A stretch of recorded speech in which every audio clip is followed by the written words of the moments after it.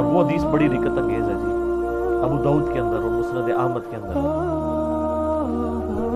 کہ نبی علیہ السلام کا ایک داماد جو اس وقت تک کافر تھا، غزوہ بدر کے موقع پر ابو العاص وہ کافروں کی طرف سے لڑنے آیا ہوا تھا، تو وہ جنگی قیدی بنا لیا گیا۔ اب ظاہر قیدی کے لیے تھا کہ فدیہ دے کے چھوڑا جائے گا، فدیے کے لیے مال دینا پڑتا تھا۔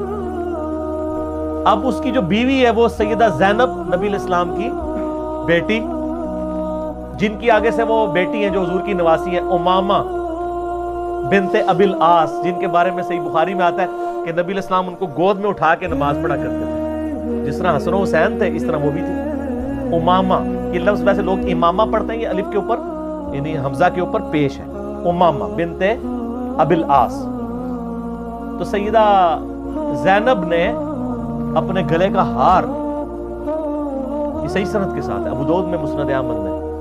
اپنے خامند کی رہائی کے لیے فدیے کے طور پہ حضور کو بھجوایا، کیونکہ ان کو پتا تھا کہ نبی علیہ السلام تو کوئی سفارش قبول نہیں کریں گے، انصاف تو سب کے لیے۔ اب وہ ایک ایک کر کے قیدی چھوڑے جا رہے ہیں، نبی علیہ السلام کو اعتماد میں لیا جا رہا ہے، ٹھیک ہے، پھر اس نے یہ دیا مال، اس نے یہ دیا ہے، حتیٰ کہ جب وہ ہار حضور کے سامنے آیا تو آپ صلی اللہ علیہ وسلم پہ رکت آ گئی، رکت کے الفاظ ہیں، رونا شروع کر دیا آپ نے، کیونکہ وہ ہار حضرت ختیجہ کا ہار تھا جو انہوں نے شادی کے موقع پہ اپنی بیٹی زینب کو گفٹ کیا ہوا تھا۔ اب حضور کے سامنے وہ ہار ہے تو آپ نے رونا شروع کر دیا۔ آپ نے باقی صحاب کو جمع کر کے کہا کہ اگر تم مجھے اجازت دو تو یہ ہار جو ہے نا میں بیٹی زینب کو واپس کر، اجازت لی، کیونکہ یہ میری بیوی کا ہار ہے جو اس نے اپنی بیٹی کو گفٹ کیا۔ وہ خیر واپس کر دیا، اور بعد میں خیر وہ ابو العاص مسلمان بھی ہو گئے،